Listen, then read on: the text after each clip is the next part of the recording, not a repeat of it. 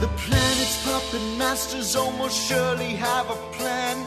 There's clearly maybe something there beyond the realm of man. And until you've thoroughly tested every last close-trusted view, I find the more you think you know, the less you really do. That's true, Dr. Zayas. Very well. Where would we be without THC?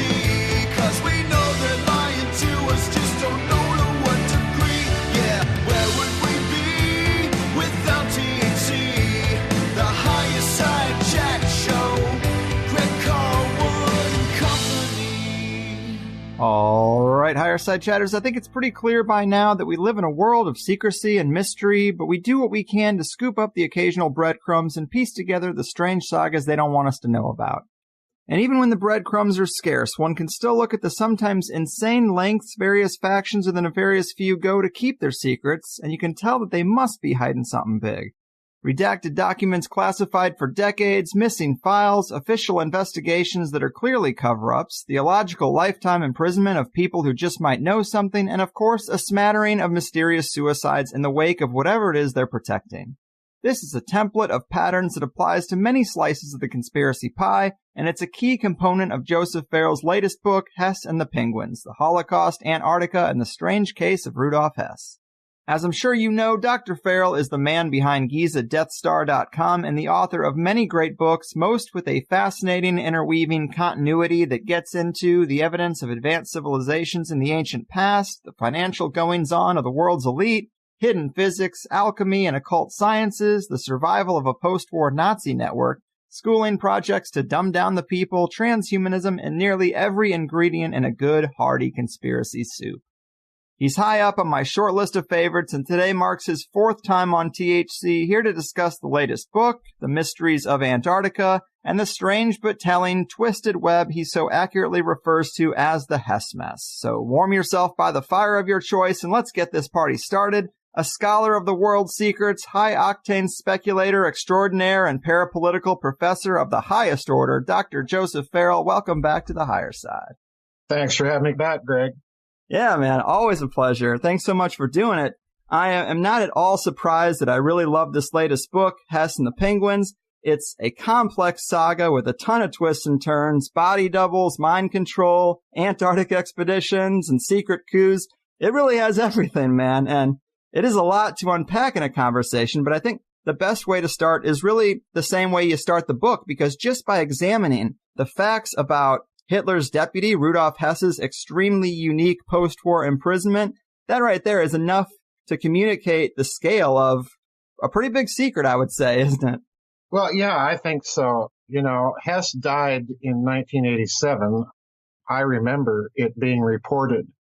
And, you know, that case always intrigued me. Why was it necessary for the big four allied powers, United States, United Kingdom, France, and the Soviet Union, to keep an entire prison, you know, maintain an entire prison, keep their military guards and an entire medical staff, each had their own medical staff?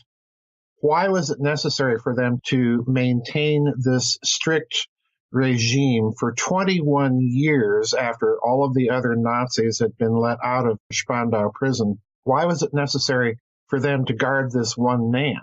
You know, he wasn't a threat to anybody. He was old, he was frail, he was in very bad health, and yet they keep up this charade. So what did Hess know, or conversely, what were they afraid of letting out if he were to be released? You know, the whole thing is just bizarre, any way you slice it.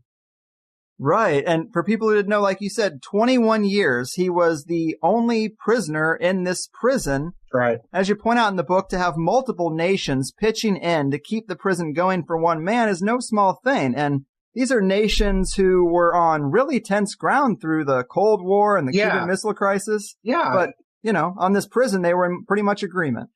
Yeah, this is what really sticks out to me, is in spite of all the Cold War tensions, at that time we were going through the Reagan-Gorbachev era, and there were tensions in that period. And yet the one thing that keeps the four allied powers united is Rudolf Hess. So in other words, you know, the hydrogen bombs and the missiles might fly, but by golly, we've got to keep our guards posted for this guy. So that says it right there. What's the big secret or danger that this guy posed to the Allied powers if they had let him out?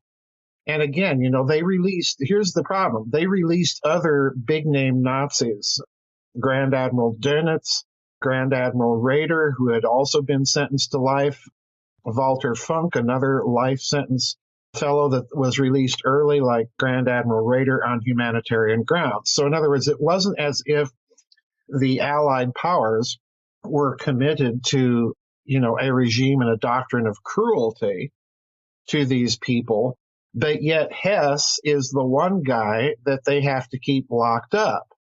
And it gets even stranger because if you go back and remember the way that Hess was treated in German propaganda before and after his flight to Great Britain, before his flight, Hess is, the best thing since sliced bread. The Nazi propaganda organs are paying a great deal of attention to him, particularly in the weeks prior to the flight.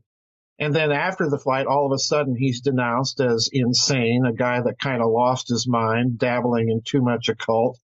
And the British are willing to go along with this reading. So in other words, he went from deputy Führer to being a nut, literally overnight. So again, what's the big secret? Why are they afraid of letting this man go when clearly they were willing to do so in the case of Walter Funk and Grand Admiral Raeder? So, again, the questions start piling on almost as soon as you look at any aspect of what I call the Hess mess. And it doesn't ever let up. And this is probably one reason why so few people write about it. But to give you another idea of the magnitude of the scale of this thing, Greg, the Hess documents were all supposed to be released this year, as were, incidentally, the JFK documents, which, of course, President Trump did release some of those. But, that ought to tell us something of the magnitude of the Hess case. He's at least as important as JFK, in other words. And yet the case of Rudolf Hess has not received anything near the attention that Kennedy has. And yet I think it probably is one of the most significant stories of the 20th century. Oh, for sure. It's definitely international in scope when you get into it. And it is a truly unique case. And as you said, he died in prison in 1987 at 93 years old. And officially it was a suicide. But even that's pretty suspect, isn't it? Well, yeah, this is the other problem. And I have to warn people, and I warn them in the book, as you said in the introduction, almost every point of the Hess affair is capable of more than one interpretation or one argument. But the real suspicion begins with his death, because according to the official narrative, he's found by an American guard, a black American guard, whom, of course, Hess hated because he hated black people, being a good Nazi. But he's found by a black American guard, and the narrative says that he supposedly tied a cord from an electric reading lamp to a window latch that was kind of, highly placed on the wall. It was an upper window. And it was in this garden house that they put up for Hess out in the prison courtyard as kind of a little place he could just kind of get away to. And he supposedly tied this electric cord around the window latch and then looped it around his neck and tied it there and then fell off a bench that he was sitting on in order to hang himself and commit suicide. Okay. The problem, it's a big problem, is that Hess, of course, had a son by the name of Wolf Hess, Wolf Rudiger Hess, and he also had, at that time, a Tunisian male nurse by the name of Abdullah Malawi. And his nurse, who had taken care of him for half a decade, immediately suspected murder for the very simple reason that Hess had extremely bad arthritis. He had to walk with a cane. He had to be helped with walking with people, holding him. And because of his arthritis, he was not able to raise his arms above his shoulder, which he would have had to have done to tie this noose. And additionally, his hands were so arthritic that he also had to have people help him, hold a spoon or a fork so that he could eat. So in other words, the chances of him doing what the narrative says he did in tying this cord around a window latch above his head and then looping it in turn around his neck and tying it off there and then climbing up on this bench and falling off of it to commit suicide are very unlikely. So that raises the question, and I'm definitely one of those that does think that he was probably murdered. That raises the question of who did it and why.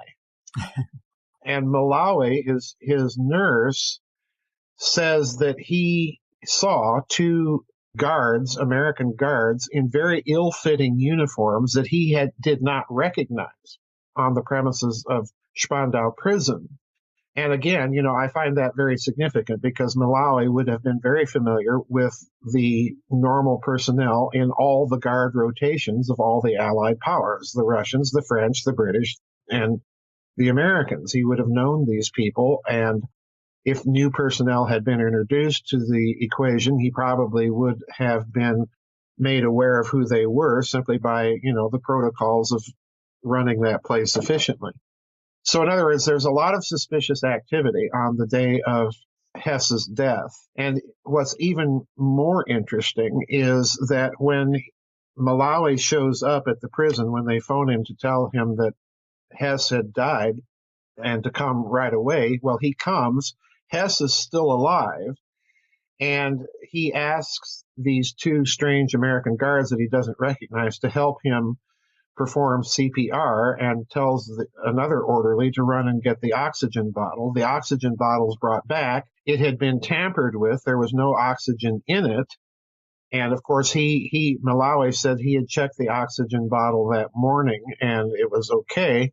So, there's something suspicious there. So he asked these guards to do CPR, and one of the guards supposedly helping him do CPR is applying such pressure to this old man's ribs that he breaks a couple of his ribs.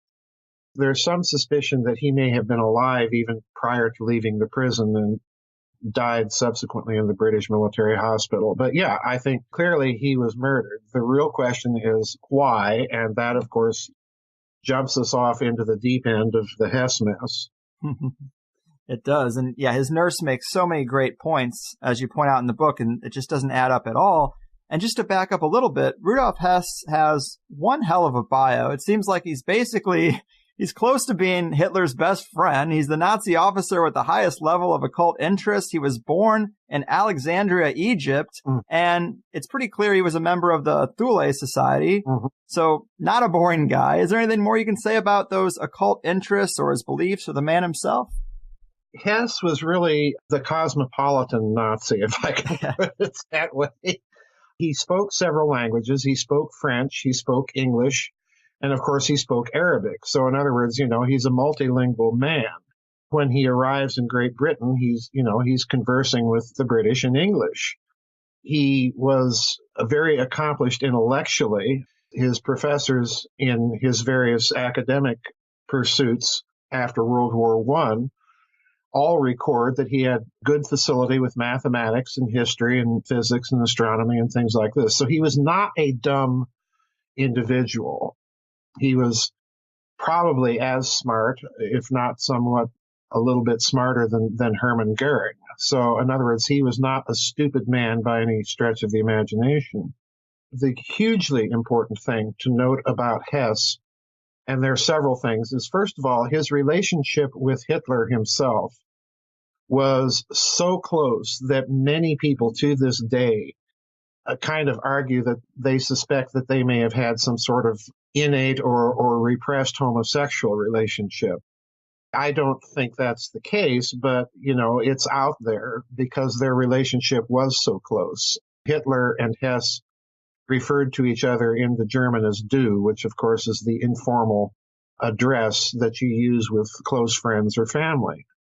And, Germans don't, especially at that time, don't extend that privilege lightly. So, that's a little measure. And the other thing that most people don't know is that Hess's relationship with Hitler was so close that it was actually Hess who wrote many passages of Mein Kampf, especially the passages dealing with geopolitics and the Nazi Party and its doctrine. And that flies in the face of the normal narrative that Hess was just simply the secretary typing down what Hitler dictated. This is not the case.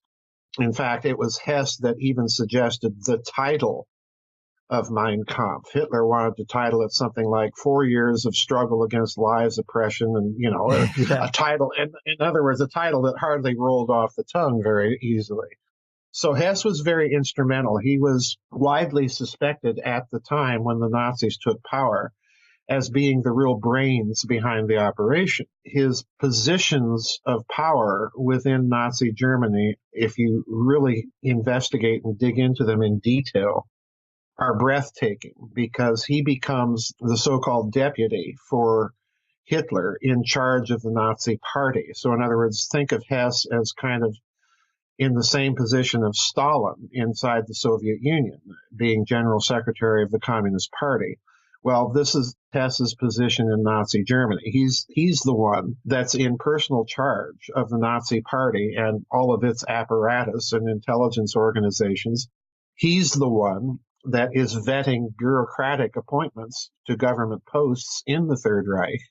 He holds several positions in the government as well. He's a Reich minister without portfolio. He's a member of the Secret Cabinet Council, which would be roughly equivalent to our National Security Council. He is in charge of a number of liaison bureaus between the government and the party. And he's also Reich Kommissar for all technological development. In other words, this is the guy prior to 1941 that would have known every detail of every aspect of Nazi Black Project's research. So he's an extremely powerful man. Add to this one more thing. Hess is also a morally conflicted man, because he's the one that urges Hitler to crack down on the brown shirts, the Sturmabteilung, the stormtroopers. He's the one that urges Hitler to crack down on them in response to the army's request to do so. But once Hitler decides to go ahead with this, then it's also Hess that turns around and is arguing with Hitler, heard arguing with Hitler for quite some time, over who should be on the death list and who should not be on the death list. And it's Hess that's urging, well, take this person off, take that person off. So you have the Night of the Long Knives in Nazi Germany in 1935. And after that point, Hess begins to develop the stomach problems that plague him for the rest of his life. And some people think, and I tend to agree, that this is kind of a psychosomatic response to the Night of the Long Knives. And then fast forward a couple of years to 1938 and the Reichskristallnacht, the beginning of the pogrom against the Jews in Nazi Germany, where Jewish shops are looted and synagogues are burned and so on. And of course, this activity continues for some days and weeks after the beginning of it. And it's Hess who is arguing with Hitler to, stop this, rein this in. And again, you see him kind of being morally conflicted about the treatment being meted out to the Jews. Partially, I think this is because he also, in between the wars, became a matriculated student at the University of Munich, where he's studying geopolitics under the Nazi geopolitical guru, Dr. Karl Haushofer. And of course, Haushofer's wife is half Jewish. Mm-hmm. So Hess, like many of these morally conflicted Nazis, Hess extends his personal protection to the Haushofer family, even though, by the same token, it's Hess's signature on the Nuremberg race laws. He has to sign as kind of the witness to these laws in behalf of the Nazi Party. So his signature is on the Nuremberg race laws. So you're dealing, in other words, I think, with a tremendously morally conflicted man that is, on the one hand, part of these power plays inside of Nazi Germany, and yet once they get started, he's the one urging for some mitigation and some compassion. So he's a tremendously morally conflicted man. Right on. That's a solid profile of the guy for people who weren't familiar. And now to get back to the overarching story, this is where it gets really complex, but the most pivotal moment in Hess's story is the infamous flight he took to Scotland to meet with some people. And maybe we'll get into the meat of why that flight took place, in a minute. But there is good reason to believe that somewhere during that trip, Hess was either heavily hit with drug-induced mind control programming, replaced with a double who was heavily hit with drug-induced mind control programming, or maybe even both. And I guess, can you tell us a bit about the evidence to support the idea that the Hess we have after that flight, the Hess who was at the Nuremberg trials even and spent the rest of his life in that prison, was actually not the real guy? Okay, this is where it gets interesting. I do have to make one minor correction. The idea that he was replaced as a double during the flight, I don't think is correct. That was actually the theory that was put out by the British physician Hugh Thomas. I think if there was a substitution of a double, it took place after the flight, after the real Hess had landed in Britain and was captured by the British. At some point during the next 4 years, I think this substitution took place. It would have been much too difficult to pull that off on the Nazi side for various reasons. But getting into the question of a double, the first red flag is raised when you look at a letter that he had given to his Tunisian nurse, Abdullah Malawi, to smuggle out of Spandau and pass on to certain people on the outside. Now, presumably that would mean his family or somebody else in the post-war Nazi network inside of Germany. Nobody knows really for whom this letter was intended, but Malawi opened it. And in this letter, Hess is complaining about, and remember, this is the post-war Hess and Spandau Hess we're talking about. Hess is complaining about not having been allowed to smoke during a certain period of his captivity in Great Britain at Mindif Palace. And of course, that should shoot anybody's suspicion meter needle right into the red zone, because the real Hess didn't smoke. He was like Hitler. He was absolutely fanatically opposed to smoking. So, that's clue number one, that something is off about Hess. But the real clue for me, and this is where we plunge into the deep end again, the real clue for me was that the British researchers, Picknett and Prince, picked up on a detail that I found just utterly fascinating. And that was that when Alan Dulles, the OSS station chief in Zurich, Switzerland during the war, partner of Sullivan and Cromwell, personally connected to William McKittrick, the American president of the Bank of International Settlements during the war, and then subsequently, of course, CIA director and member of the Warren Commission. Well, Dulles is in Nuremberg after the war, and he wants to see Hess.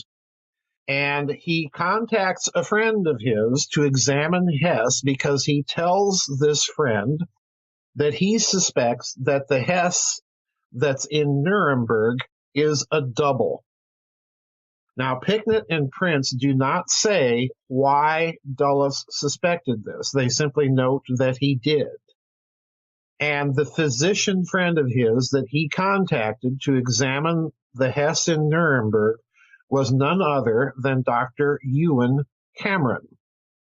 And if you're familiar with the story of MK Ultra, the post-war CIA mind control project, Dr. Ewen Cameron was heavily involved in one aspect of that project up in Canada, using a process that he called psychic driving, which was based on massive amounts of drug cocktails and sleep and recorded messages that people would be forced to listen to over and over and over again. And what Cameron was trying to do with these experiments was literally to erase one personality in people and replace it with another. So this is the guy that, for whatever reason, Alan Dulles wants to have examine Nuremberg Hess, because he suspects is a double. Now, there's another little spin to this. The British physician that actually did the official autopsy on Spandau Hess when he did die is a fellow by the name of James Malcolm Cameron. And I don't know that anybody else other than me noticed this problem, that Ewan Cameron is examining Hess in Nuremberg and another Cameron is doing the official British autopsy when Hess dies. So I did a little digging and discovered that the autopsy physician, James Cameron, went to the same medical school in Glasgow as Dr. Ewan Cameron. So, and it's a tight-knit clan, by the way. We've seen a recent British prime minister with that name.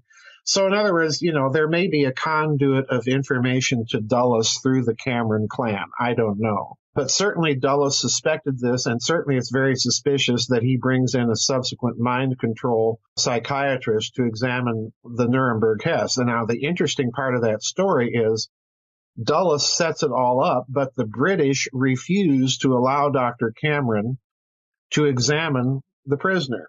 And what they're looking for are war wounds that Hess had suffered as a soldier in World War I. He was at the Battle of Verdun, which of course was just this prolonged bloodbath. And then he was transferred in 1917 to the Eastern Front, where he sustained some truly serious injuries on the left side of his chest and to his left lung. So, he had to convalesce for a number of years. Well, these wounds would have left scars. And basically what I think Dulles was wanting Cameron to do is look for evidence of these war wounds to establish whether or not this was the real Hess.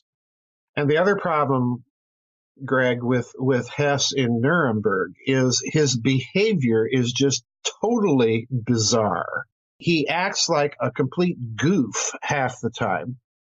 And then towards the end of the trial hearings, he finally drops the goof act and all of a sudden becomes, quote unquote, his old self. And again, we don't know if we're dealing with the real Hess or the fake one, but I suspect a fake one. Because during this whole period that he's acting goofy and sitting there in the dock reading novels, and not paying any attention, and then occasionally interjecting a really strange, bizarre comment, the one person that suspected something was up was Hermann Goering, who, of course, is sitting right next to Hess during the entirety of the trials. And on Hess's left is the German former foreign minister Joachim von Ribbentrop. And behind him is Grand Admiral Dönitz.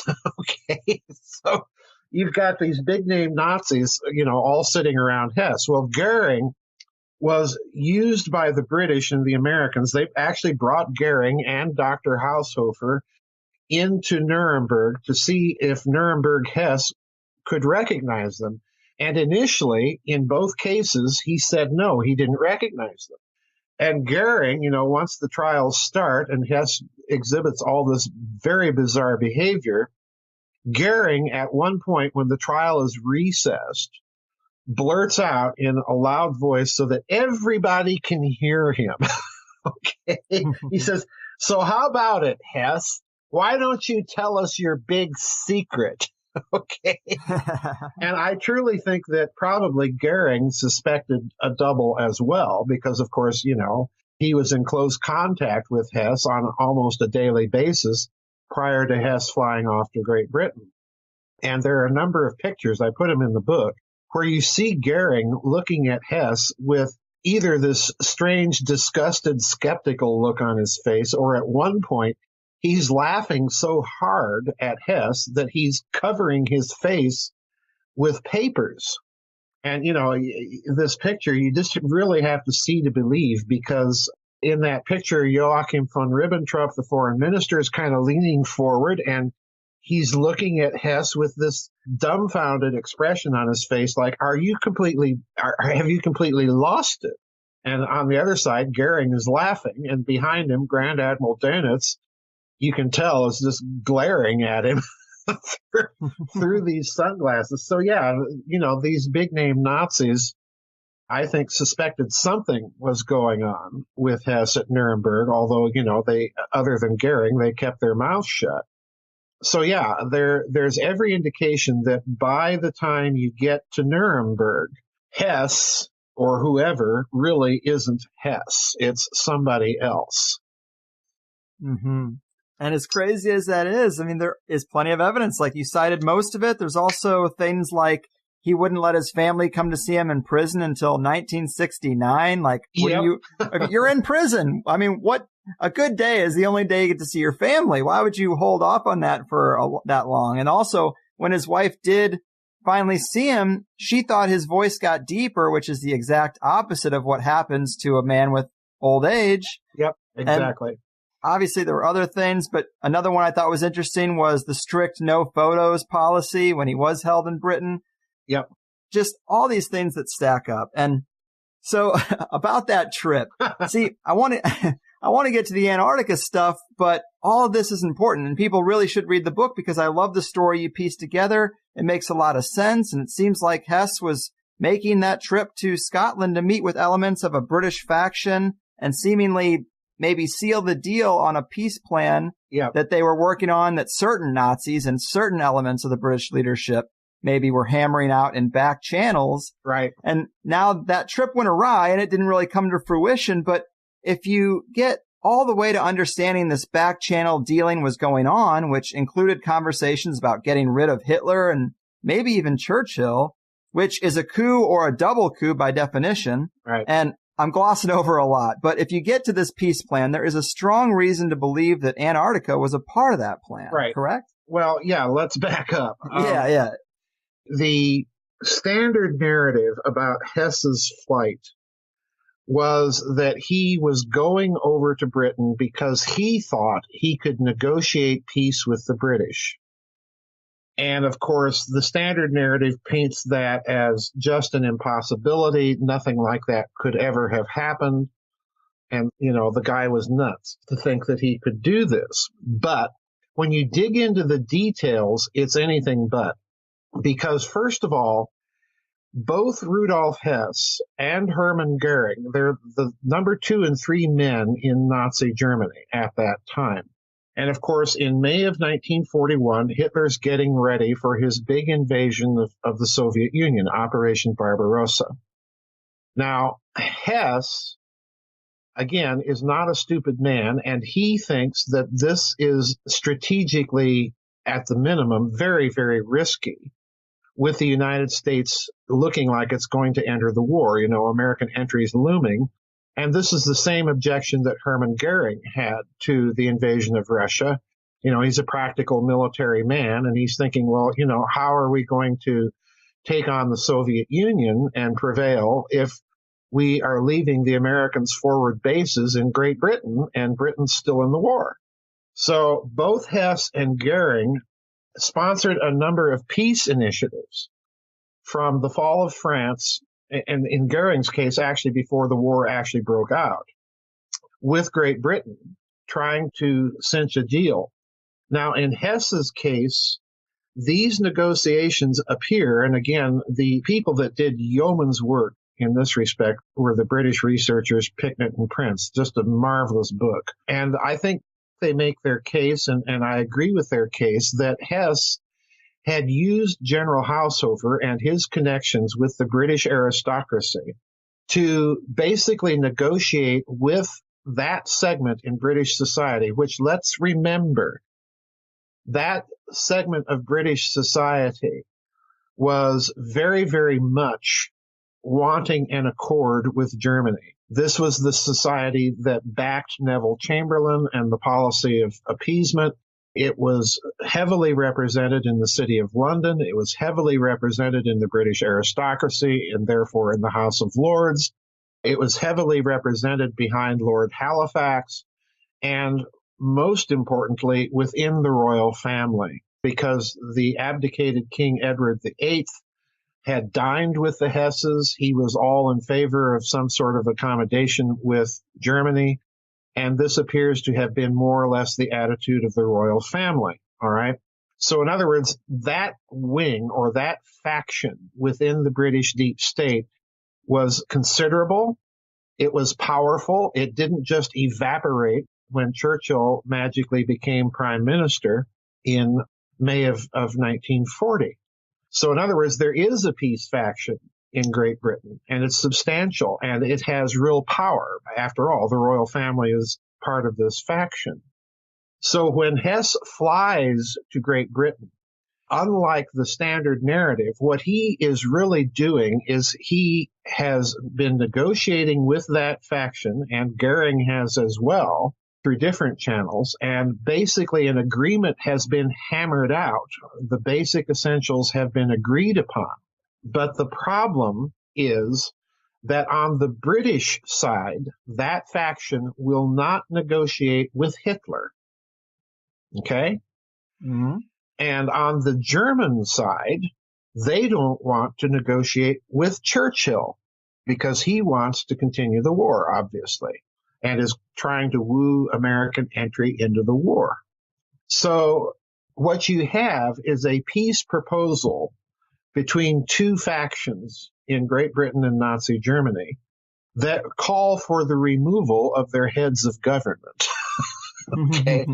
So I think if you parse all of the diplomatic language that's flying back and forth between Britain and Germany through these back channels, I think what Goering and Hess came to the conclusion is that, okay, if we're going to go ahead with this invasion of the Soviet Union, number one, we have to take Britain out of the war and deny America forward bases. You know, at that point, American entry becomes rather superfluous. There would have been nothing that America really could have done militarily against Nazi Germany, you know, with a transatlantic invasion. That's highly risky.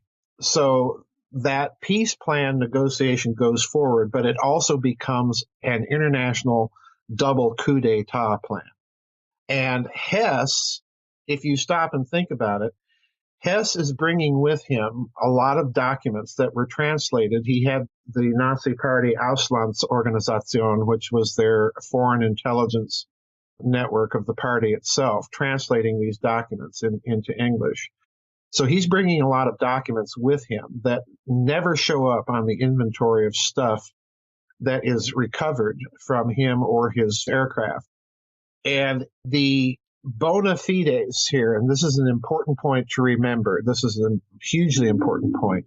If you are negotiating with the British that, yes, we're serious, we will replace Hitler, how do you convince them that you're going to do this? Well, you fly the Deputy Fuhrer to Great Britain.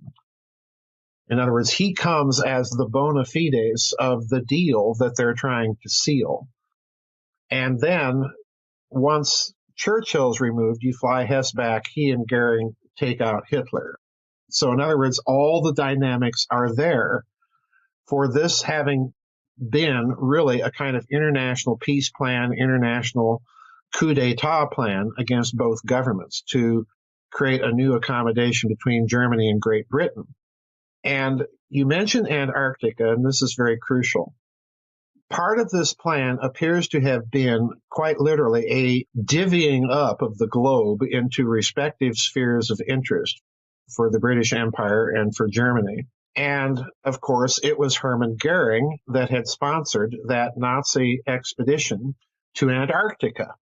And at one point, after Hess arrives in Great Britain, and I find this extremely telling, Churchill has one of his personal confidants meet with Hess. And this is the other part of the story that doesn't get mentioned very much. Churchill did take meetings with Hess, or have some of his spokesmen meet with Hess for a number of weeks after his capture, when Hess was still imprisoned in the Tower of London. So in other words, it appears that this was so serious that even Churchill was at least willing to talk with the guy, although we don't know much about what these talks came to, because again, the files have been sanitized. But we do know that during one of these meetings, one of Churchill's representatives asked Hess directly, well, what about Norway? And to me, Greg, that's code for Antarctica. Mm-hmm. Because Goering, when he sent the expedition to Antarctica, the place in Antarctica that they explored was a place that had been previously claimed by Norway called Queen Maud Land. When the expedition returned to Germany, the Norwegian government had lodged a protest with the German Foreign Ministry that, no, you have no claim on that part of Antarctica, that part is yours. And the German Foreign Ministry responded that, no, you have no claim because your claim does not extend into the interior as far as ours. We're the ones that explored that part of Antarctica. So in other words, there was a disputed claim between Germany and Norway over a particular region of Antarctica. And then, of course, the war breaks out. And in April of 1940, the Germans invade Norway, and, and that's that. So the Norwegian government, like the Polish government, goes into exile in Great Britain. So I suspect that query about Norway is really code for the British asking, well, what about your claim in Antarctica? In other words, what are we going to do about all of that rich source of natural resources down there that basically is untapped? And in that case, Hess's response is very intriguing because he says the Fuhrer hasn't pronounced, which means I'm willing to talk about it. Right. Okay? Because, I'm expecting to be the Fuhrer in, a few weeks. So, yeah, the whole thing is just an enormously complex thing, because if you stop and think about it, if the British and Germans had signed such an accord, and if secret protocols in that accord had basically divvied up the world into British and German spheres of influence, then, all of that military might that Germany possessed in 1941 in its totality would have been unleashed on the Soviet Union, with 40 some extra divisions that were left on the Western front, part of the invasion. And Britain, in turn, would have come out of the war with its empire intact, which would have been a very different world than the world that actually emerged after World War II. A very, very different world. So, this is a huge thing. This is a major, major incident in the 20th century. Mm-hmm. And I think there was another Nazi officer, Helmut Wohlthat, who was also heavily involved with yes. Nazi dealings in Antarctica and the peace plan. So that's another indication that it was a big component. Yeah, Wohlthat was Goering's minister without portfolio for setting up the Antarctic expedition. He was a state counselor. But interestingly enough, Wohlthat was the fellow that Goering had appointed during the tense months of the summer of 1939, as, war is looming because Hitler's determined to, solve the Polish question. Wohlthat was the one that Goering sent to Great Britain to talk with contacts in the city of London about some sort of last-minute peace deal. And it's interesting that with respect to Poland, eventually the Polish government in exile, using its contacts through the royal family, the Duke of Hamilton and so on, was talking with the royal family about making one of the members of the royal family King of Poland, in a sort of reconstituted Poland. And again, this appears to have been on the agenda as far as Hess was concerned with his peace plan, that they were not opposed to some sort of, puppet rump state in Poland, provided that whoever was in charge of it was someone that they could trust. Well, you're negotiating with the royal family and other members of the British deep state. So certainly that probably would have been acceptable, at least to Goering and Hess. So, yeah, this is, what's going on here is huge. And Hess, I think, is playing the key role here because he's the one that has more or less figured out and read the tea leaves of British diplomatic messages correctly, that, the British aren't opposed to a peace with Germany. They're simply opposed to a peace with Hitler. In other words, they want Hitler out of there, and then we'll talk and conclude something. So this becomes a peace plan, coup d'etat plan. And I definitely think Goering is involved, and I'll tell you why. Goering, after Hess's flight took off from Augsburg, Germany, on the way to Great Britain, Goering calls up the head of air defenses in Western Europe, a Luftwaffe general by the name of Adolf Galland. And he tells Gallant, you need to scramble your fighters right away. And Gallant says, why? There's nothing coming in on the radar. And Goering says, I'm not talking about anything coming in. I'm talking about something going out. The deputy Fuhrer has hijacked a Messerschmitt and he's flying to Great Britain and you need to shoot him down right away. And of course, Gallant scrambles fighters, but by that time, and this is key, by that time, Hess's Messerschmitt would have been 300 miles ahead any fighters that Gallant was able to scramble. In other words, there was no chance that they could catch up with him and shoot him down. Now, it's interesting because, number one, Goering's phone call clearly indicates that he knew about the plan. So the real question is, why is Goering calling up Gallant? And I suspect that he's calling him up at a time when he knows that Hess cannot be shot down, because he wants to cover his you-know-what in case the whole thing should go wrong. Oh, I heard about it, and I tried to stop it, But a day later, when he's summoned to Berchtesgaden, when Hitler's trying to deal with the crisis that Hess's flight has caused him, Goering pretends that he knows nothing about it at all. So that's a little clue right there that, yeah, Goering is in on this to some degree, and I suspect to a great degree, because we have to ask ourselves another question. Hess is flying a twin-engine Messerschmitt 110 from Augsburg, Germany, on an unauthorized flight into Scotland, where he hopes to meet some of these members of the Scottish aristocracy who will give him entree into the royal family. Okay? And it's important to note, when Hess lands in Great Britain, he actually says he's coming under a flag of truce from the king himself. Okay? So that ought to clue you in. But anyway, the real problem is, how does Hess manage to fly on an unauthorized flight through the air defenses of Nazi Germany? And, of course, the answer is the only way he can do so is if he has inside information that permits him to do so, and people smoothing the way for him. Well, it turns out that the maps that Hess took with him were given to him by guess who? Hitler's pilot. And, of course, if a Luftwaffe general who happens to be Hitler's pilot is giving you maps of the air defenses of Germany, this has to come from Reichsmarschall Goering himself and from within Hitler's command structure. So, in other words, Reichsmarschall Goering.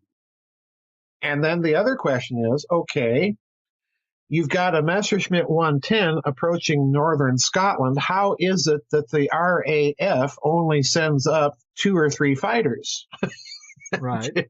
to intercept this German plane coming in? And again, it looks as if the RAF had been told to stand down. And in fact, I point out in the book that some of the fighters that were scrambled were told to stand down, don't shoot it down. So in other words, the British are expecting him. Man. So, this is that says right there that this is an internationally coordinated, carefully planned plot. Mm-hmm. The only thing that goes wrong is that Hess missed a beacon checkpoint and therefore used up some of his fuel. And when he bails out over Scotland, parachutes out of his Messerschmitt 110, he's captured by the wrong people. In other words, he didn't make his meeting with the right people. And on we could go. The devil's in the detail. There's a lot of details in the book. Absolutely. It's so complex, but that is definitely a good crash course, and I just love it. Now, the Nazi Antarctic expedition was in 38-39. Correct. Then the war ends, and then in 1946-47, we have Operation High Jump. Right. How do you think these events could be connected to each other and possibly to Hess's prison situation? All right. As I said, Hess was in a position of such power inside of Nazi Germany prior to his flight that virtually nothing happened He was the Martin Bormann of that era. And in fact, it was Hess that brought Bormann into the Nazi Party as his secretary. In other words, he was the talent spotter there, folks. So in other words, the subsequent behind-the-scenes reign of Martin Bormann in the second half of the war was really due to Rudolf Hess. So that should give you another measure of the man you're dealing with. Hess is in a position of such power prior to his flight that whatever that Antarctic expedition, which was part of a economic plan, it was part of a technological plan, Hess would have known about it. So if it found anything down there that was classified on the expedition's return, Hess would have known about it.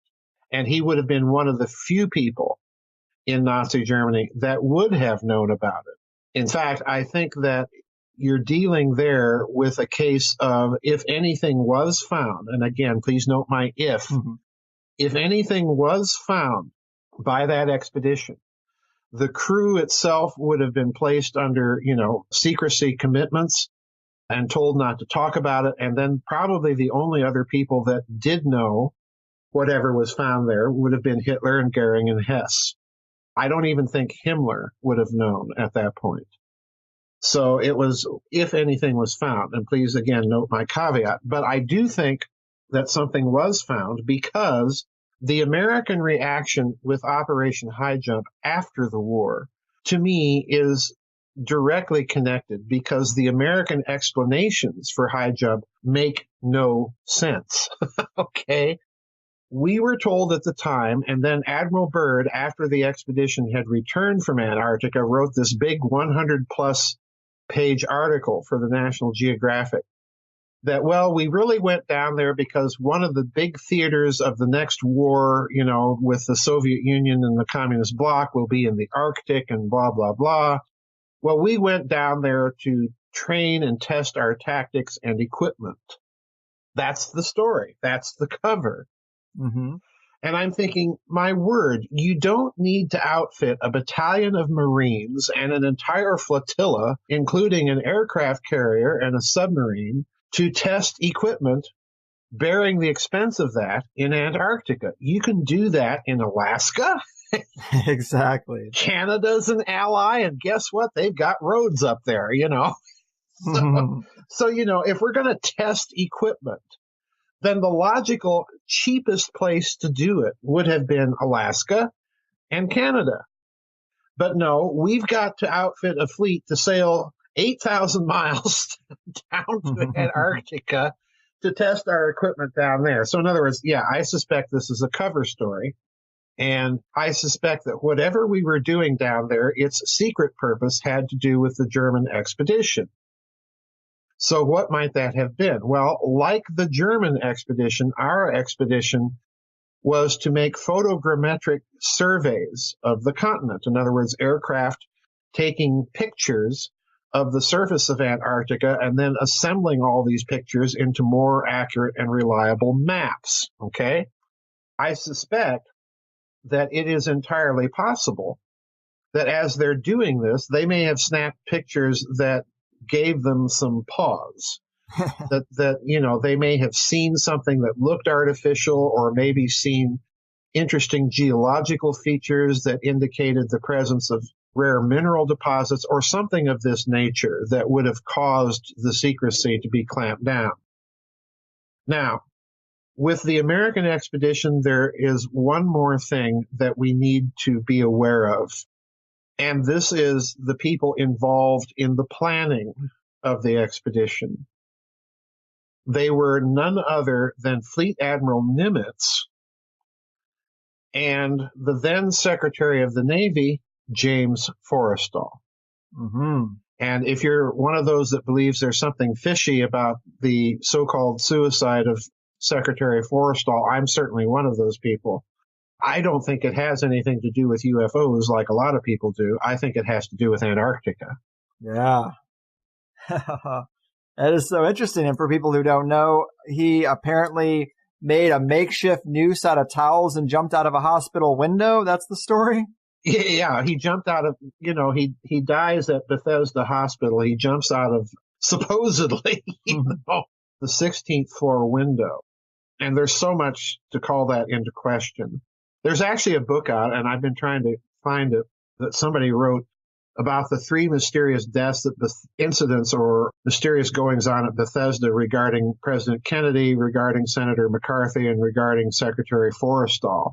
And I wish I could remember the name of the book, because there is a researcher out there that's been digging into that whole weird relationship. But yeah, Forrestal, supposedly takes this tumble out of his bedroom window. And to be sure, he was acting mighty strange toward the end of his life, but he certainly wasn't acting strange or suicidal on the night that this happened. So yeah, I suspect that there's something going on with Antarctica that became known to the Nazis at the time, and then was suspected by the American command after the war, and perhaps became known to them as well as a result of their expedition down there. The whole thing is just very, very strange. Mm-hmm. It definitely is. And as you know in the book, for a long time you were resistant to the idea of a Nazi base in Antarctica because of the scale of the operation and the resources required to jumpstart that, to get the power going, etc. Right. It's a huge undertaking. Right. Well, let me get weird on you for a minute. As a guy who considers the Hollow Earth idea as the subterranean worlds, that's a real guilty pleasure. And what if rumors of lush tropical underground areas are true, or the findings like the underground Lake Vostok are, or maybe that's just the tip of the iceberg? And, what if the project of a Nazi base was more like American colonization, where they were just able to use the resources that were there when they arrived, or perhaps even ancient structures and exotic energy sources? Do you consider any of that possible at this point? Well, I have yet to be convinced of any of that. I have no doubt that the Germans may have found warm water springs. In fact, there's evidence to suggest that they may have done this, and that they may have found subterranean caverns and so on and so forth. My biggest problem with this whole idea of Nazi bases remains in the scale that the Nazi last battalion people want people to believe. They want us to believe there were submarine pens. In some versions of it, they want us to believe that there were secret flying saucer research facilities there, and on this goes. And I say this is just nonsense, for the pure and simple reason that for the German Kriegsmarine, for the German Navy, to have built and maintained logistically such a base so shortly before the outbreak of World War II. In other words, the expedition returns in early 1939. War breaks out in September of 1939. So in other words, even if you do make use of energy that may be there with geothermal springs or what have you, you still have to haul the equipment down there, and you have to haul enough technicians down there and then sustain them. And this, to me, is utterly beyond the capability of the German Navy at that time. It would have taxed their resources beyond its operational capability. And even with high jump, let's remember that vast expenditure that we lavished on that expedition still was only able to send a flotilla of about 21 ships and a battalion of Marines. And that's the United States, and that's without a war going on in the process. So no, I don't think it's possible for there to have been a base there that the Germans maintained, like all of these last myth battalion stories that you hear. And I want to point out to people that those stories ultimately begin to be circulated after the war from crowds that are associated with neo-Nazis. Now, I've referred to these people in my books over the years. I certainly have. But the problem is that, I'm trying to lay out a story that takes several books to explain. No one wants to read a 5,000-page book. So I just never have bought this idea simply from the logistical standpoint of doing this. As I've pointed out in a previous book, Nazi International, If you're looking for an enclave of Nazis that are up to all sorts of no good, including secret research, the place that all of the evidence leads you to is not Antarctica, which I think is a bit of perhaps deliberate deflection. It's southern Argentina. That's where the stuff is going on. So, no, I've never bought this secret base thing. Could they have discovered, lakes and so on? Sure. But I suspect the discovery was more on the order of being indicated to them by the photos that they were taking of the continent than by any actual human exploration. We have to remember that German expedition was one seaplane tender with a crew of about 50. Mm. So in other words, even to require that kind of discovery, you would have to have a much larger expedition in order to do it. It was a very, very small expedition that went down there. Hmm. Yeah, the Argentina thing is definitely something to look at. Peter Levenda, of course, has his famous story of actually interacting with Nazis in Argentina, it seems. It was Chile. It was Chile. Oh, Chile, my bad. Yeah, he interacted with the people in and around the former Colonia Dignidad, which is down around the city of Parral. That's who he interacted with. The Argentinian side of the story has been brought out in my books. It's been brought out by an American naval commander by the name of Harry Cooper, who's been in actual contact with some of those people or their families in that region of Argentina. So yeah, it's a big, it's not Nazis hiding out in grass huts in the Amazon basin down there. It's a much more organized affair, I can assure you. Fair enough. So the suggestion is more that maybe the Nazis saw something on this expedition and then possibly word got out in small circles and Admiral Byrd was sent to reinvestigate?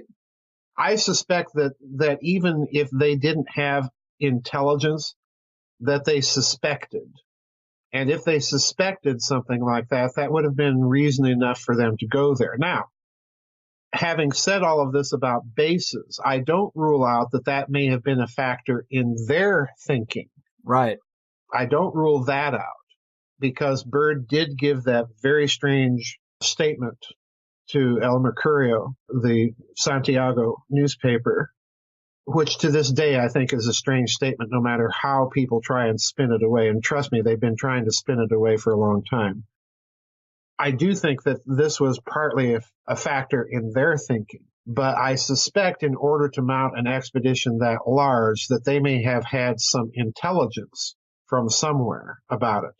By that time, they may have learned it from captured SS archives. Who knows? I don't know where they may have found out, but I think they probably had intelligence. Otherwise, you're not going to mount a whole expedition to go down there. You would send something smaller and look for indications or confirmations before you sent something that large. Right. And the Santiago newspaper thing is just so interesting because it's like he purposefully said something to this reporter before he came home and knew he was going to be told to keep silent. It seems like that's what I would think he's doing. Yeah, I think so too. You have academic spin trying to say, well, he wasn't really talking about that or it's being mistranslated, blah, blah, blah. But the bottom line is he's still talking about fighters flying from pole to pole with tremendous speed, and the United States has to defend itself against that. Well, you don't say something like that in the context of an Antarctic expedition if you're worried about the Soviet Union, because the Soviet Union isn't going to fly its airplanes around the South Pole to get at the United States. In fact, they probably couldn't fly them over the South Pole. It's going to be over the North Pole. So who's he talking about? And that's the problem. So in other words, it's a bit of, to me, it's very frustrating to see these kinds of academic denials because, what they're really doing is they're avoiding the obvious question that's staring them right in the face. What is Byrd talking about? And who is he talking about? Right. Well, Jesus, man, I guess I can't keep you here forever. But I will say all I want for Christmas is confirmation of subterranean worlds in Antarctica inhabited by humans from a previous age, aliens, or UFO flying Nazis. So fingers crossed. Good luck with that. Right. Well, either way, Dr. Farrell, you are the goddamn man. I always love to hear that you have a book coming out. Loved our last conversation about the Common Core book as well. And remind the people where they can follow up on your work, become a member of your site, and any other future projects that you might have coming. They can get the books from Amazon.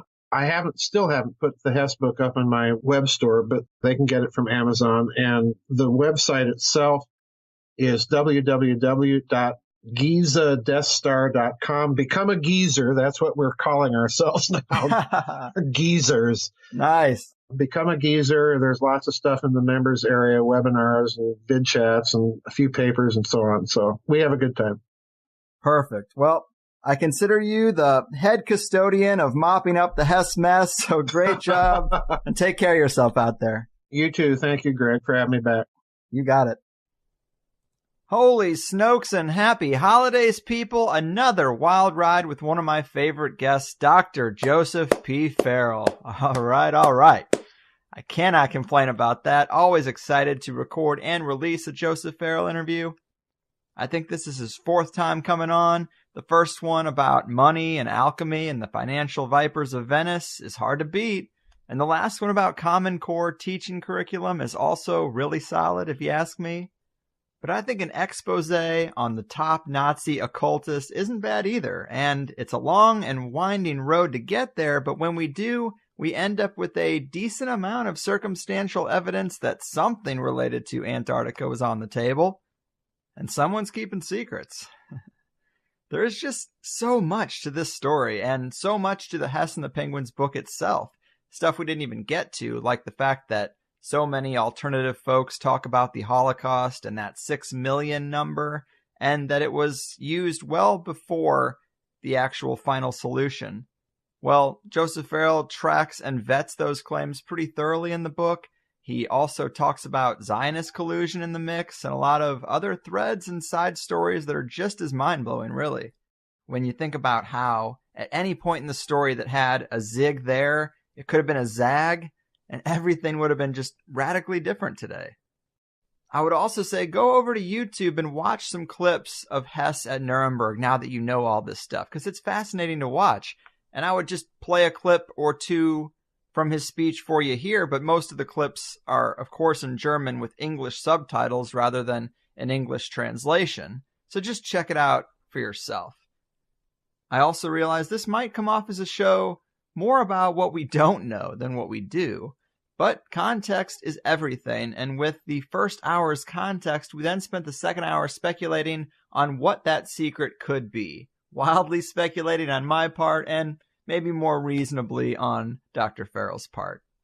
We might not know the secret itself, but just look at how Hess was uniquely held in captivity and then seemingly murdered, and then look at James Forrestal and Richard Byrd Jr.'s deaths. I think those are parts from the Plus show, but we have a smattering of murder-suicides and what looks like an attempt to keep something under wraps, something big. But this is one where the full show is so key, because again, hour one tells the tale itself, and then hour two is getting into Operation High Jump a bit more, that suspicious and untimely death of Richard Byrd Jr., Antarctica strangeness in modern times, and the long list of abnormal visitors. We talked about Atlantis and the prospect of Antarctica holding the secrets to an ancient advanced civilization, neutrino detectors, the interconnectedness of recent hacking stories and how they might signal the reemergence of a breakaway civilization. And then, as usual, I break the narrative and ask Dr. Farrell just some one-offs about current events and things that I've seen him commenting on, like the mysterious QAnon writings and the prospect of them being AI-driven, how Dr. Farrell looks at and interprets the Mandela effect, and, of course, cryptocurrencies and Bitcoin. Man, I do just love this episode. If you're still just listening to the free show week after week, I think it's time you consider signing up for Plus, because it's like you're only watching half the movie. It's Christmas time. Help me help you. TheHigherSideChatsPlus.com. $5 for 5 shows a month, or $60 for a year. You can also sign up through Patreon if you must. But either way, the year's coming to a close. I don't say this stuff often, but review me where you can. Share this where you can. Tell our best guests that you liked them being on so they know to keep THC in their rotation. And tell your favorite shows it's time to have Greg Carlwood on. I've talked to a lot of my fellow podcasters who are getting agents and hiring PR representation, and I would never want to find myself spending money on that type of stuff, but I also have to keep up with everyone else. I want the sharing and promotion of the show to be organic just because people like it, not because I started paying some firm a couple $100 a month. I'm not going to do that. Let's stick with the collective power of a passionate audience. And I hate to ask you to do more than just listen, but the more collective help I can garner, it's just true. The better guests I'm able to get, the better show I'm able to make. It's the goddamn circle of life. But either way, things are great. We got no worries. Well, we do, but we're trying to maintain that positive polarity in some seriously troubling times, all right? Enjoy your friends and family. Let the differences slide. Be the better person and just have a good going out for 2017. 2 more shows coming at you really soon. The next one is a great look into MKUltra, trauma-based mind control, and satanic ritual abuse with a professional clinical psychologist who studied it intensely. A lot of you thought Jay Parker was pretty out there, even though he is right about so many things. His personal story can be a lot to take in. So now we're going to look at that type of thing from a more measured perspective, but it no doubt fits with that episode as well. Really excited to lay that one on you. Brace yourself. I'll see you then. I've done my part. Your move, secret keepers of the breakaway civilization, Nazi internationals, and custodians of the Antarctic underground. Your fucking move. I won't take it. No, I refuse. If it's alright, I'll keep my refuge. I've been scheming of bigger things and have to leave my old life behind. Gotta transfer to the inner earth. I built a box, built a hole, got a neat elevator going under, and now you'll find me in the bunker.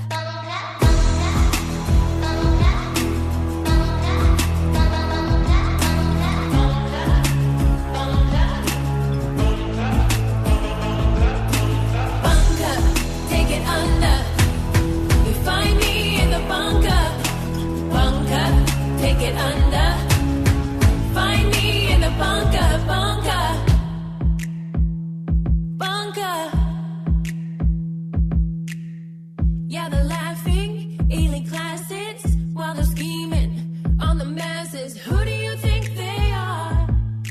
Fancy suit and a cigar.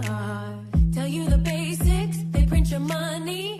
Got the Fed in your head, currency. Now they're smiling. And you're caged me. How this happened, how you don't see.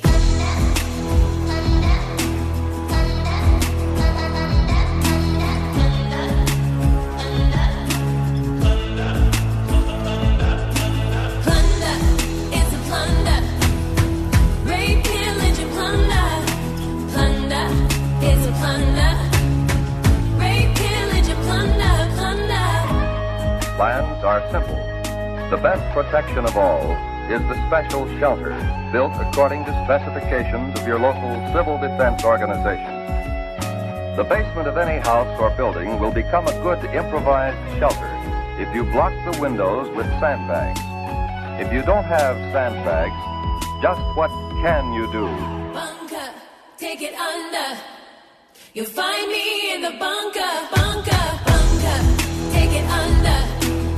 You'll find me in the bunker, bunker. Take it under.